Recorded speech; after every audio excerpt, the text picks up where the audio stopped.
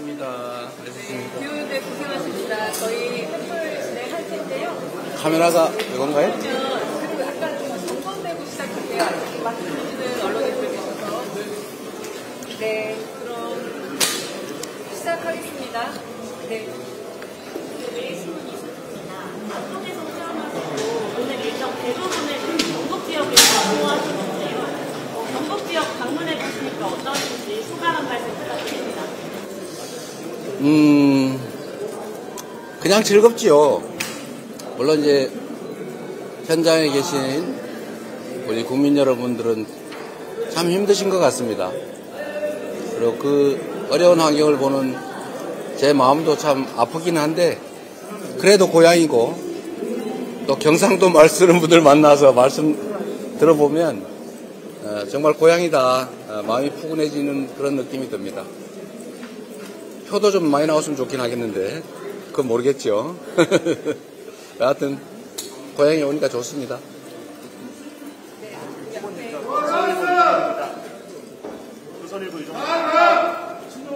잠깐만. 저 끝나거든 합시다. 자, 다 정리됐어요? 정리됐어. 자, 네. 아까 질문이랑 좀 이어지는 건데 이제 경북 지역이 원래 민주당에 좀 험지로 네. 알려져 있고 저번 대선에서는 한 20% 초반대 득표를 했었는데 이번에 좀 돌아보시면서 어떠신지, 그리고 이제 이번에는 좀 대구 경북 지역에서 많이 표를 받으실 수 있을 것 같아서 좀 직접 느끼시는 게 궁금합니다. 글쎄 잘 모르겠어요. 그래도 정치인들은 가끔씩 함정에 빠지는데 다 만나보면 다들 좋아하세요. 박수 쳐주시고 응원해 주시는데 막상 뚜껑을 열어보면 좀 다른 경우들이 있습니다. 뭐 경북이 우리 민주당 입장에서는 대구만큼이나 어려운 지역인데 언제나 우리는 오해를 벗기 위해서 또 희망을 함께 나누기 위해서 최선을 다합니다. 그러나 이번 6월 3일 이번 대통령 선거는 이 나라의 운명이 걸린 매우 중요한 선거입니다. 네 편, 내 편, 또 색깔 이런 걸 따지기 전에 진정으로 나라를 위해서 이 나라 국민들의 더 나은 삶을 위해서 첫째로 충직하고 두 번째로 유능한 그런 일꾼이 누구인가를 잘 판단해 주시기를 새삼 당부드릴 뿐입니다. 최선을 다하겠습니다.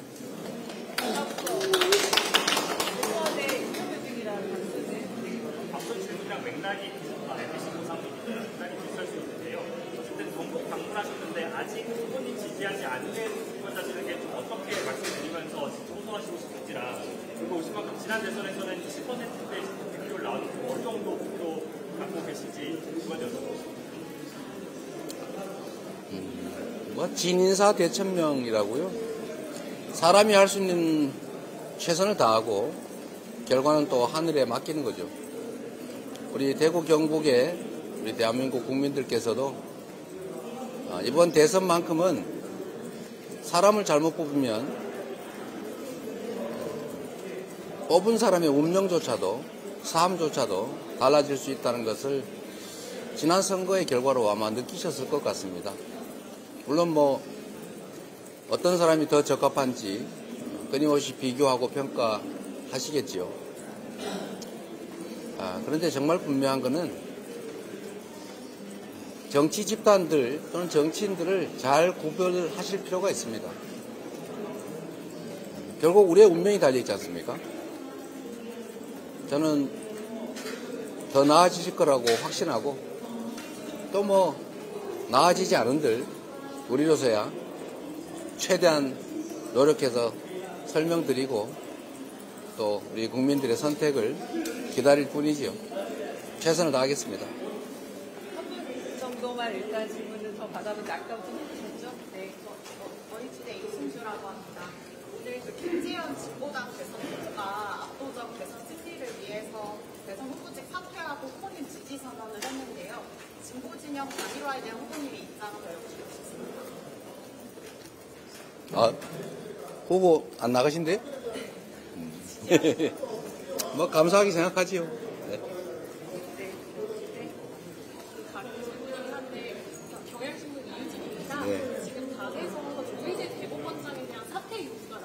네.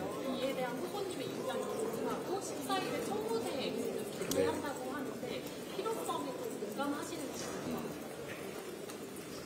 제가 자주 말씀드리는데 민주주의와 인권의 최후 보루가 바로 사법부입니다. 저는 지금까지 수없이 많은 억지 기소를 당하고 검찰로부터 핍박을 당했지만 저는 사법부를 최종적으로 믿었고 지금까지는 사법부에 의해서 그 공격을 막고 지금 살아 있습니다.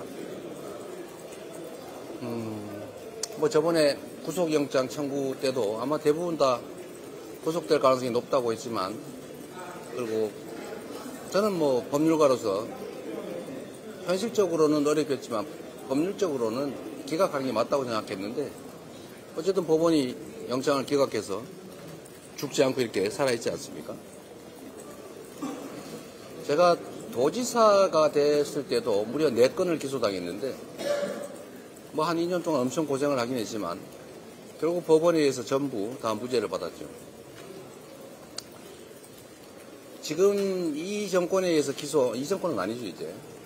윤석열 정권에 의해서 검찰 정권에 의해서 제가 11건인가를 기소당했는데 그중에서 그들이 가장 가능성이 높다라고 기대했던 게 위증교사 사건입니다. 뭐 그것도 당연히 죄가 안 되는 사건이겠죠. 있는 대로 기억을 되살려 얘기해달라고 한 게 어떻게 위증이 되겠어요? 위증교사가 되겠습니까? 그 역시도 법원이 잘 가려줬죠. 물론 선거법 위반 사건은 저는 1심 선고는 참 황당했는데 그래도 사필 규정한다는 걸 믿었고 고등법원에서 기존 대법원 판례에 따라서 뭐 당연히 무죄할 거라고 생각했고 실제로 그렇게 됐죠. 그래서 지금까지 정치인 이재명이 인간 이재명이 죽지 않고 살아있습니다. 어떤 대법관 출신의 변호인께서 참 법률가께서 그렇게 말씀하시더군요. 이 법원 걱정된다 이렇게 얘기했더니 법원은 삼심제를 가지고 있고 집단지성이 발휘되는 영역이니 한번 믿어보라 이렇게 말씀하셨는데 저는 뭐 여전히 그 믿음이 유효합니다.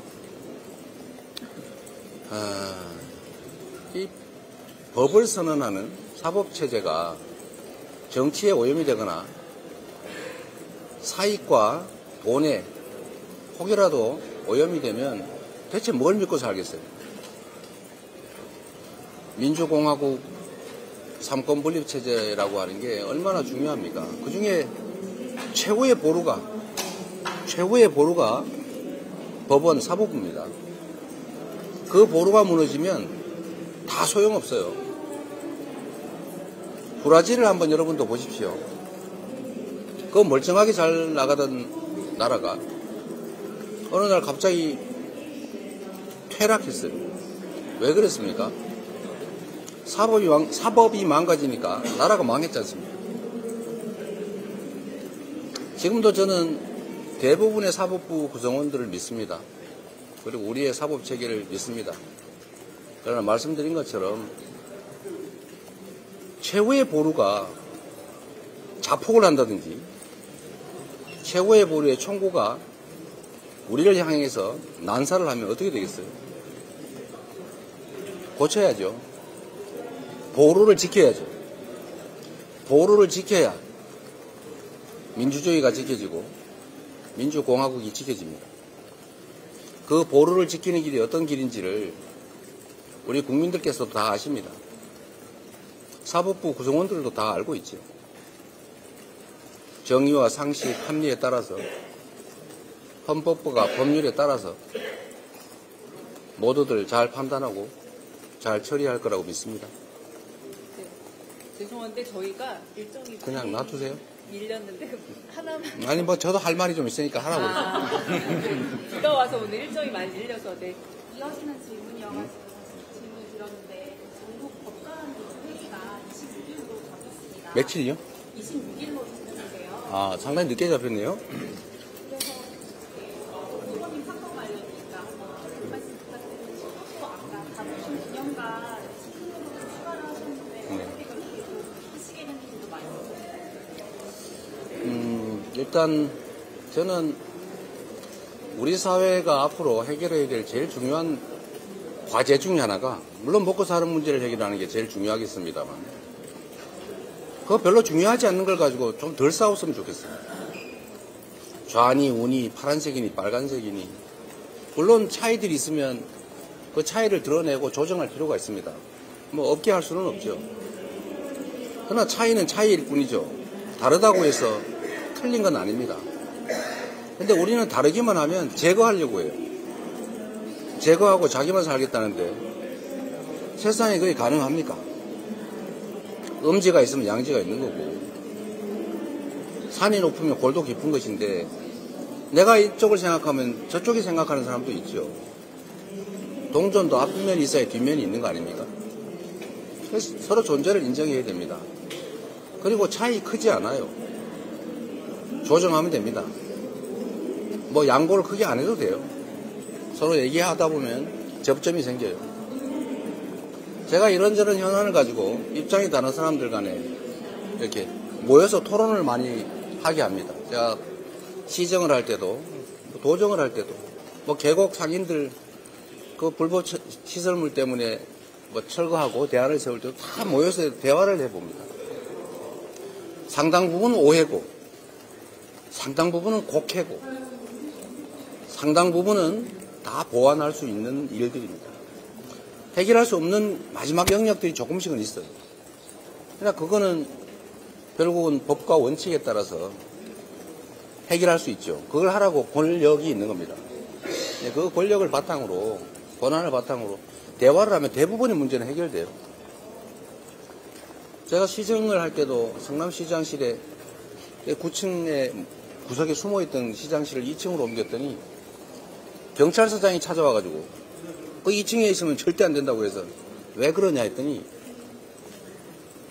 시장실을 점거당할 텐데 그럼 자기가 직위해지 된다고, 자기 살려달라고 절대로 2층 안 된다고 하더라고요. 그래서 제가 그렇게 얘기했어요. 절대 점거 안 할 테니 걱정하지 마라.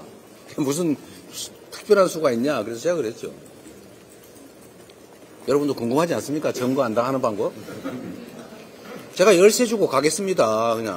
그냥 쉬다 가세요. 이러면 점거가 아니잖아요.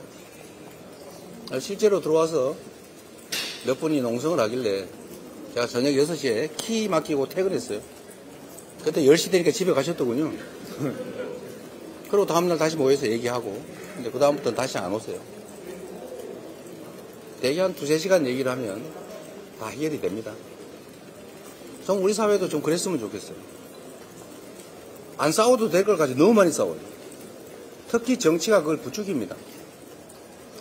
우리 국민들은, 주민들은 살기 어려워서 웬만한 건 양보하고 대화하고 타협할 생각이 있는데, 정치하는 사람들이 자신들의 정치적 이익 때문에 그걸 부추기고 요만한 걸 이만하게 만들고 없는 걸 또 만들어요. 그러지 않는 게 매우 중요하겠다, 그런 생각이 듭니다. 법관회 얘기하셨군요. 저는 금방 열릴 줄 알았는데 상당히 뒤로 미뤄졌네요. 그것도 아마 문제를 해결해 가는 과정 중에 일부일 것 같습니다. 그러나 법원도 우리 국민들이 얼마나 사법부를 신뢰하고 기대하는지를 기억해야 됩니다. 그게 맹목적인 추종이나 불종은 아닙니다. 합리적이고 상식적이고 법률에 부합하는 판단을 하기 위해서 노력한다고 믿고 있고, 대부분의 사법부 구성원들이 그렇게 노력하고 있기 때문에 그렇게 믿는 것입니다. 그 믿음과 신뢰를, 기대를 깨지 말아야 합니다. 네, 정말 여기도 좀 뭐, 다부동. 다부동에도 너무 멀리 갔는데. 네. 그래서 역사 문제도 사실 마찬가지다, 그 말씀을 드립니다. 이미 역사 속으로 사라진 이야기들입니다. 근데 그 역사 속의 일들을 꺼내서 자꾸 편가리 수단으로 써요. 제가 이승만 대통령, 박정희 대통령 그 묘역을 저도 안 갔습니다. 가면 너무 시끄러워지니까요. 그게 또 다른 정쟁의 요소가 되니까 안 갔는데, 이번에는 그걸 감수하기로 하고 갔다 왔더니 별로 말이 없어요. 다 공과가 있는 거 아닙니까? 그리고 특히 나라를 지키기 위해서 목숨을 바치는 사람들에 대해서는 그게 뭐 거리가 중요합니까? 어느 쪽에 가까웠다, 어떤 생각을 가지고 있었다, 뭐가 중요하겠어요? 한 목숨을 바쳐서 이 나라를 구하기 위해서 전투에 참여했고, 그리고 산화에 갔는데 기억하고 기려야죠. 근데 이번에 일정에 그게 빠졌길래 제가 긴 시간 걸리는 것도 아닌데 한번 가자고 해서 갑자기 갔다 왔습니다. 뭐 갔더니 볼 것도 있고 괜찮더군요. 네. 볼 것도 있고 괜찮다고. 죄송합니다. 저희 진짜 여기서 조금 정리하겠습니다. 네. 하나만. 진짜 딱 하나만 갖고 끝내겠습니다. 죄송합니다. 네. 오늘 발언하시면서 아주 멋있습니다. 오늘 발언하시면서 12월 3일 비상기업을 두 번째 국민들이 뭉쳐서 이겨냈다는 말씀 반복해서 해주셨는데요. 12월 3일을 국가 기념일로 지정하는 것을 공약화하실 계획도 있으신가요? 그런 요구를 12월 3일을 기념하자라는 그런 요구나 주장이 많기는 합니다. 그런데 저는 아직은 깊이 생각해 보지는 않았어요. 우리가 6.25를 기념을 하고 있잖아요. 전쟁 발발일이잖아요. 왜 휴전한 전쟁이 끝난 날이 아니라 전쟁이 발발한 날을 기념을 했을까? 그 생각을 평소에 하고 있었는데 이날도 군사 쿠데타를 시도한 날이지 군사 쿠데타를 제압한 날은 날이잖아요. 그래서 제가 좀 생각이 좀 복잡합니다. 그러나 뭔가 그 위대한 우리 국민들의 그 평화로운 그 투쟁이라고 할까요? 그런 건 저는 기록은 해야 될 것 같습니다. 네, 정말 여기서 마치고 아니요, 죄송해요. 저희가 너무 아니, 저 굳이 하겠다는데 뭔 얘기인가 들어보세요. 손이 오늘 경주 방문하셨는데요. 전체적으로 에이펙 관련해서 짧게 언급이 있었습니다. 조금 준비가 부족하다는 얘기를 듣는다고 해주셨었는데 네. 구체적으로 얘기해 주실 수 있는데 어떻게 하면 저희가 잘 칠 수 있는지. 네. 지금 에이펙, 올 가을에 열리는 에이펙은 우리나라 입장에서 뿐만 아니라 전 세계적으로 매우 중요한 이벤트죠. 그리고 우리는 그 자리에서 아마도 푸틴과 시진핑, 트럼프 이 세계 정상들이 만나게 될 가능성이 상당히 있습니다. 매우 중요한 국제 행사인데 지금 일각에서 시설물 준비나 이런 게 매우 우려된다는 의견들이 많습니다. 꽤 오래전부터 나온 일인데 특히 내란 사태 때문에 거의 준비가 좀 부실하지 않느냐는 걱정들이 많아서 우리 당 내에서도 이 문제를 의논을 좀 하고 있고 또 국회나 또 정부를 통해서 좀 준비를 하도록 촉구도 하고 있습니다만 하여튼 6월 3일 선거가 끝나면 별도의 좀 규모 있는 팀을 꾸려서라도 신속하게 좀 대비책을 강구해야 될 상황입니다. 상당히 걱정되는 게 사실입니다. 실수하지 않도록 노력해야 되겠죠. 자, 고생하셨습니다. 고생하셨습니다.